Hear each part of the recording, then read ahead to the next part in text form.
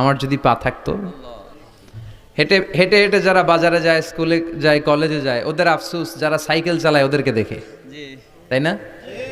Cycle থাকলে খুব ভালো হইতো, সাইকেল চড়ে চড়ে বাজারে যেতে পারতাম। সাইকেলওয়ালারও আফসোস আছে, সে আফসোস করে হুন্ডাওয়ালাদের দেখে, মনে মনে ভাবে যদি ভো ভো থাকতো, হ্যাঁ একেবারে যেতে পারতাম। হুন্ডাওয়ালাদের আফসোস হচ্ছে প্রাইভেট কারওয়ালাদের দেখে, ইস আমার যদি একটা কার থাকতো। যার কার আছে ও আফসোস করে, ইস আমার যদি একটা প্লেন থাকতো।